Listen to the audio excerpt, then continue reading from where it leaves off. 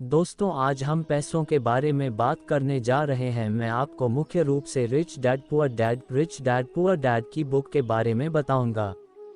ये बुक बहुत प्रसिद्ध हो गई है। पैसे बनाने की दुनिया में बहुत से लोगों की इसके बारे में स्ट्रांग ओपिनियन है। उनका कहना है ये book one of the best book में से एक है जो आपको पैसे बनाने के बारे में सिखाती है।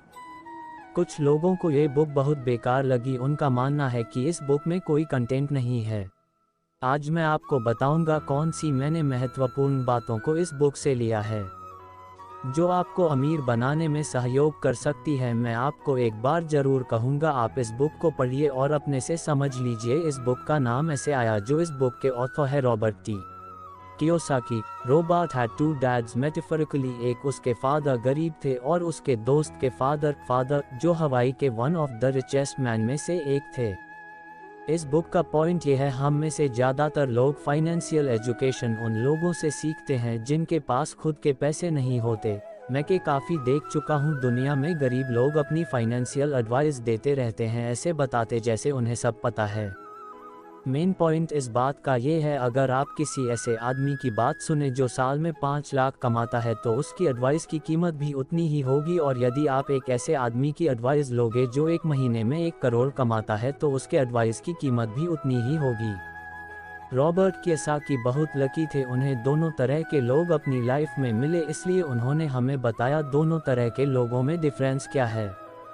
रॉबर्ट का गरीब पिताजी कहते थे बड़ा आदमी बनने के लिए खूब पढ़ लिख कर अच्छी नौकरी करना चाहिए। दूसरी और अमीर पिताजी कहता पढ़ लिख कर खुद की कंपनी खोलनी चाहिए ताकि उससे आप दूसरों को भी रोजगार दे सकें। रॉबर्ट का गरीब पिताजी कहता था पैसे ही सारी फसाद की जड़ है, उसी से सारी मुसीबत आती है। जबकि अमीर पिताजी कहता था पैसे से पावर मिलता है, पैसा ना होना ही मुसीबत की जड़ है। रॉबर्ट का गरीब पिताजी महंगी चीज़ें खरीदने से मना करता था, हम उसे नहीं खरीद सकते, पर रॉबर्ट का अमीर पिताजी कहता था हमें ऐसे रास्ते बनाने की सोचने जिससे वह सारी महंगी चीज़ें खरीद पाए। ऐसा करने से आपके मन में नए नए आइडिया आ जाएंगे। रॉबर्ट ये सभी बातें सुनते हुए बड़े हुए और फिर उसने दिमाग लगाया और अपने दोस्त के पिताजी को, जिसे वो अपना मानता था, उसकी बात मानी जो आगे चलकर बहुत अमीर बना। दूसरे तरफ गरीब पिताजी गरीब रह गया। रॉबर्ट कियोसाकी बहुत लकी थे, उन्हें दोनों तरह के लोग मिले, इसलिए उन्होंने हमें बताया दोनों तरह के लोग में क्या डिफरेंस है। इस बुक का सबसे बड़ा लेसन ये है, 1. Rich people have assets, poor people have liabilities.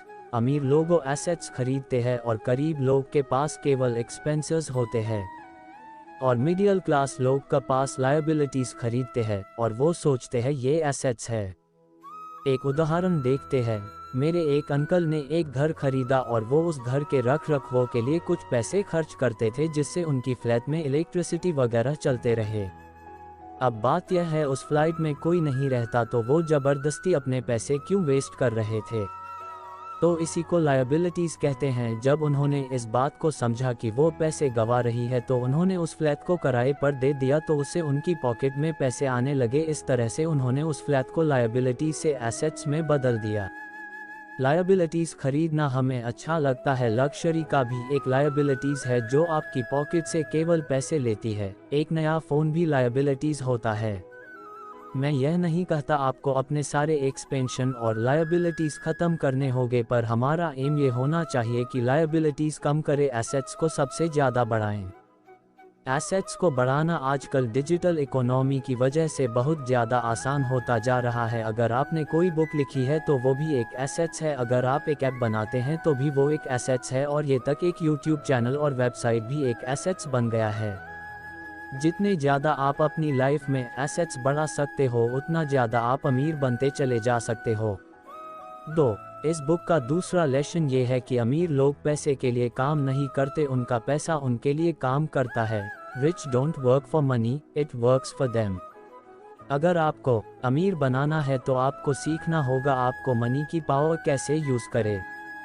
गरीब और मिडिल क्लास हमेशा अपने पैसों के लिए काम करते हैं। वो जब तक ही पैसा कमा सकते हैं जब तक वो उसमें अपना टाइम देंगे, और अगर वो टाइम देना बंद कर देंगे तो वो पैसा कमाना भी छोड़ देंगे। अमीर लोगों ने ये सीख लिया है, वो अपना पैसा को पैसा में किसे कन्वर्ट करते हैं, मतलब पैसों से पैसा बनाना। ज़्यादातर लोग अपने पैसों को सेव करना चाहते हैं, वो सोचते हैं ये ज़्यादा सेफ होता है। पर अगर आपने पैसों को कहीं इन्वेस्ट नहीं करोगे तो आप हमेशा अपने पैसों लिए काम करते रहोगे। अमीर लोग उसी पैसों को इन्वेस्ट करते हैं, बसंस में, सॉफ्टवेयर में या स्टॉक्स खरीदते हैं। आपको इस मेथड को यूज़ करने के लिए करोड़ों लाखों रुपया होने की ज़रूरत नहीं। इस मेथड को आप छोटे से छोटे स्केल में भी अप्लाई कर सकते हैं। उदाहरण से समझते हैं, आप एक बाईसाइकिल खरीद ले और उसको और रेंट कर सकते। कुछ हफ्ते के बाद उसकी मौजूदा कॉस्ट निकल जाएगी और उसके बाद आप प्रॉफिट कमाने लगेंगे। इस तरह से आप पैसा से अपने लिए काम करा सकते हो, पैसों को यूज़ करके। और पैसा कामना वही ऐसी स्किल है जो गारंटी करती है जिससे आप अमीर आदमी बन पाओगे।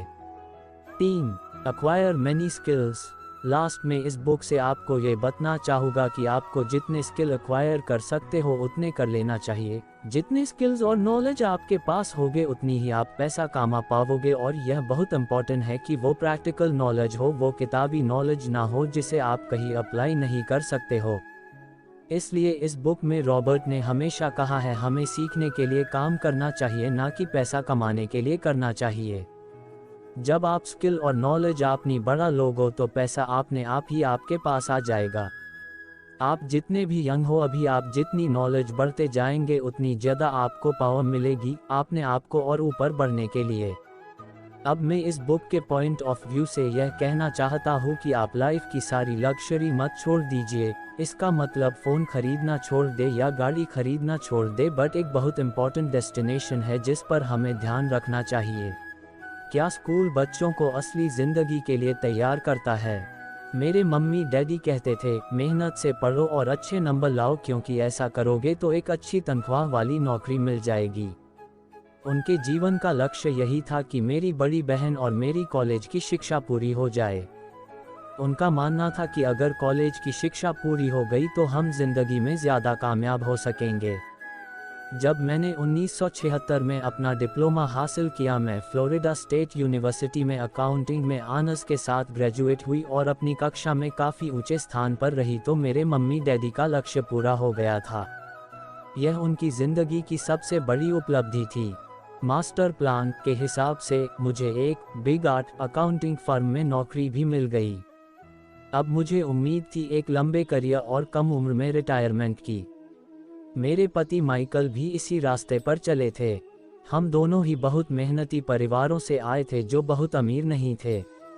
माइकल ने ऑनर्स के साथ ग्रेजुएशन किया था, एक बार नहीं बल्कि 2 बार, पहली बार इंजीनियर के रूप में और फिर लॉ स्कूल से। उन्हें जल्दी ही पेटेंट लॉ में विशेषज्ञता रखने वाली वॉशिंगटन डी.सी. की एक मानी हुई लॉ फर्म में नौकरी मिल गई और इस तरह उनका भविष्य भी सुनहरा लग रहा था। उनके करियर का नक्शा साफ था और यह बात तय थी कि वे भी जल्दी रिटायर हो सकते थे। हालांकि हम दोनों ही अपने करियर में सफल रहे, परंतु हम जो सोचते थे हमारे साथ ठीक वैसा ही नहीं हुआ। हमने कई बार नौकरियां बदली, हालांकि हर बार नौकरी बदलने के कारण सही थे, परंतु हमारे लिए किसी ने भी पेंशन योजना में निवेश नहीं किया। हमारे रिटायरमेंट फंड हमारे खुद के लगाए पैसों से ही बढ़ रहे हैं। हमारी शादी बहुत सफल रही है और हमारे 3 बच्चे हैं। उनमें से 2 कॉलेज में हैं और तीसरा अभी हाई स्कूल में गया ही है। हमने अपने बच्चों को सबसे अच्छी शिक्षा दिलाने में बहुत सा पैसा लगाया। 1996 में एक दिन मेरा बेटा स्कूल से घर लौटा। स्कूल से उसका मोहभंग हो गया था। वह पढ़ाई से ऊब चुका था। मैं उन विषयों को पढ़ने में इतना ज़्यादा समय क्यों बर्बाद करूं जो असल ज़िंदगी में मेरे कभी काम नहीं आएंगे। उसने विरोध किया। बिना सोचे विचारे ही मैंने जवाब दिया, क्योंकि अगर तुम्हारे अच्छे नंबर नहीं आए तो तुम कभी कॉलेज नहीं जा पाओगे, चाहे मैं कॉलेज जाऊं या न जाऊं। उसने जवाब दिया, मैं अमीर बनकर दिखाऊंगा। अगर तुम कॉलेज से ग्रेजुएट नहीं होगे तो तुम्हें कोई अच्छी नौकरी नहीं मिलेगी। मैंने एक माँ की तरह चिंतित और आतंकित होकर कहा, बिना अच्छी नौकरी के तुम किस तरह अमीर बनने के सपने देख सकते हो? मेरे बेटे ने मुस्कुराकर अपने सिर को बोरियत भरे अंदाज में हिलाया। हम ये चर्चा पहले भी कई बार कर चुके थे। उसने अपने सिर को झुकाया और अपनी आंखें घुमाने लगा। मेरी समझदारी भरी सलाह एक बार फिर उसके कानों से भीतर नहीं गई थी। हालांकि वह स्मार्ट और प्रबल इच्छाशक्ति वाला युवक था, परंतु वह नम्र और शालीन भी था। मम्मी, उसने बोलना शुरू किया और भाषण सुनने की बारी अब मेरी थी।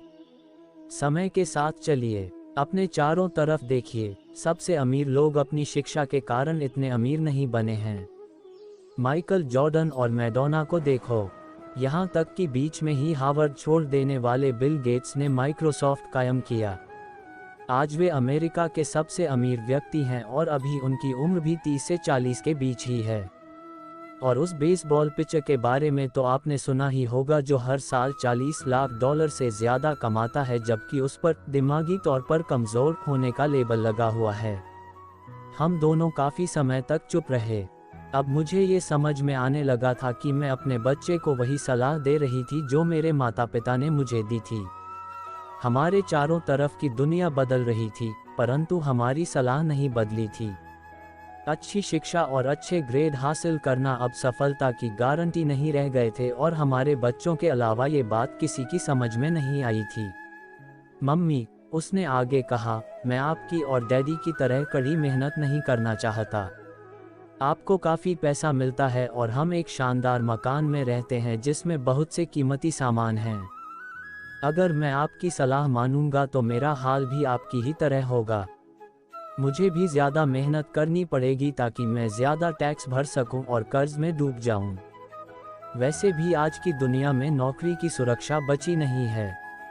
मैं ये जानता हूं कि छोटे और सही आकार की फर्म कैसी होती है।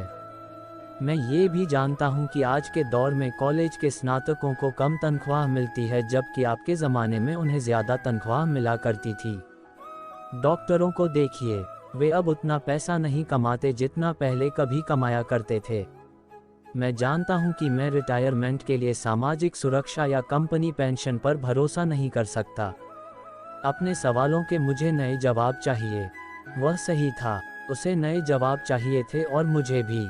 मेरे माता पिता की सलाह उन लोगों के लिए सही हो सकती थी जो 1945 के पहले पैदा हुए थे, पर यह उन लोगों के लिए विनाशकारी साबित हो सकती थी जिन्होंने तेजी से बदल रही दुनिया में जन्म लिया था। अब मैं अपने बच्चों से यह सीधी सी बात नहीं कह सकती थी, स्कूल जाओ, अच्छे ग्रेड हासिल करो और किसी सुरक्षित नौकरी की तलाश करो। मैं जानती थी कि मुझे अपने बच्चों की शिक्षा को सही दिशा देने के लिए नए तरीकों की खोज करनी होगी। एक माँ और एक अकाउंटेंट होने के नाते मैं इस बात से परेशान थी कि स्कूल में बच्चों को धन संबंधी शिक्षा या वित्तीय शिक्षा नहीं दी जाती। हाई स्कूल खत्म होने से पहले ही आज के युवाओं के पास अपना क्रेडिट कार्ड होता है। ये बात अलग है कि उन्होंने कभी धन संबंधी पाठ्यक्रम में भाग नहीं लिया होता है और उन्हें ये भी नहीं पता होता है कि इसे किस तरह निवेश किया जाता है। इस बात का ज्ञान तो दूर की बात है कि क्रेडिट कार्ड पर चक्रवृद्धि ब्याज की गणना किस तरह की जाती है। इसे आसान भाषा में कहे तो उन्हें धन संबंधी शिक्षा नहीं मिलती और यह ज्ञान भी नहीं होता कि पैसा किस तरह काम करता है। इस तरह वे उस दुनिया का सामना करने के लिए कभी तैयार नहीं हो पाते जो उनका इंतजार कर रही है। एक ऐसी दुनिया जिसमें बचत से ज़्यादा महत्व खर्च को दिया जाता है। जब मेरा सबसे बड़ा बेटा कॉलेज के शुरुआती दिनों में अपने क्रेडिट कार्ड को लेकर कर्ज में डूब गया तो मैंने उसके क्रेडिट कार्ड को नष्ट करने में उसकी मदद की। साथ ही मैं ऐसी तरकीब भी खोजने लगी जिससे मेरे बच्चों में पैसे की समझ आ सके। पिछले साल एक दिन मेरे पति ने मुझे अपने ऑफिस से फ़ोन किया। मेरे सामने एक सज्जन बैठे हैं और मुझे लगता है कि तुम उनसे मिलना चाहोगी। उन्होंने कहा, उनका नाम रॉबर्ट कियोसाकी है। वे एक व्यवसाय और निवेशक हैं तथा वे एक शैक्षणिक उत्पाद का पेटेंट करवाना चाहते हैं। मुझे लगता है कि तुम इसी चीज़ की तलाश कर रही थीं। मेरे पति माइक रॉबर्ट कियोसाकी द्वारा बनाए जा रहे नए शैक्षणिक उत्पाद कैश फ्लो से इतने प्रभावित थे कि उन्होंने इसके परीक्षण में हमें बुलवा लिया। यह एक शैक्षणिक खेल था, इसलिए मैंने स्थानीय विश्वविद्यालय में पढ़ रही अपनी 19 वर्षीय बेटी से भी पूछा कि क्या वह मेरे साथ चलेगी और वह तैयार हो गई। इस खेल में हम लगभग 15 लोग थे जो 3 समूहों में विभाजित थे। माइक सही थे, मैं इसी तरह के शैक्षणिक उत्पाद की खोज कर रही थी। ये किसी रंगीन मोनोपोली बोर्ड की तरह लग रहा था जिसके बीच में एक बड़ा सा चूहा था, परंतु मोनोपोली से यह इस तरह अलग था कि इसमें 2 रास्ते थे, एक अंदर और दूसरा बाहर। खेल का लक्ष्य था अंदर वाले रास्ते से बाहर निकलना, जिसे रॉबर्ट चूहा दौड़ कहते थे, और बाहरी रास्ते पर पहुंचना या तेज रास्ते पर जाना।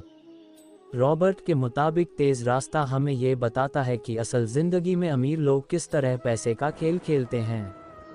रॉबर्ट ने हमें चूहा दौड़ के बारे में बताया। अगर आप किसी भी औसत रूप से शिक्षित, कड़ी मेहनत करने वाले आदमी की जिंदगी को देखें तो उसमें आपको एक सा ही सफर दिखेगा। बच्चा पैदा होता है, स्कूल जाता है, माता पिता खुश हो जाते हैं क्योंकि बच्चे को स्कूल में अच्छे नंबर मिलते हैं और उसका दाखिला कॉलेज में हो जाता है। बच्चा स्नातक हो जाता है और फिर योजना के अनुसार काम करता है। वह किसी आसान, सुरक्षित नौकरी या करियर की तलाश करता है। बच्चे को ऐसा ही काम मिल जाता है। शायद वह डॉक्टर या वकील बन जाता है, या वह सेना में भर्ती हो जाता है, या फिर वह सरकारी नौकरी करने लगता है। बच्चा पैसा कमाने लगता है, उसके पास थोक में क्रेडिट कार्ड आने लगते हैं, और अगर अब तक उसने खरीदारी करना शुरू नहीं किया है तो अब जमकर खरीदारी शुरू हो जाती है। खर्च करने के लिए पैसे पास में होते हैं तो वह उन जगहों पर जाता है जहां उसकी उम्र के ज़्यादातर नौजवान जाते हैं, लोगों से मिलते हैं, डेटिंग करते हैं और कभी कभार शादी भी कर लेते हैं। अब जिंदगी में मज़ा आ जाता है क्योंकि आजकल पुरुष और महिलाएं दोनों नौकरी करते हैं। दो तनख्वाहें बहुत सुखद लगती हैं। पति पत्नी दोनों को लगता है कि उनकी जिंदगी सफल हो गई है। उन्हें अपना भविष्य सुनहरा नजर आता है। अब वे घर, कार, टेलीविज़न खरीदने का फैसला करते हैं, छुट्टियां मनाने कहीं चले जाते हैं और फिर उनके बच्चे हो जाते हैं। बच्चों के साथ उनके खर्चे भी बढ़ जाते हैं। खुशहाल पति पत्नी सोचते हैं कि ज़्यादा पैसा कमाने के लिए अब उन्हें ज़्यादा मेहनत करना चाहिए। उनका करियर अब उनके लिए पहले से ज़्यादा मायने रखता।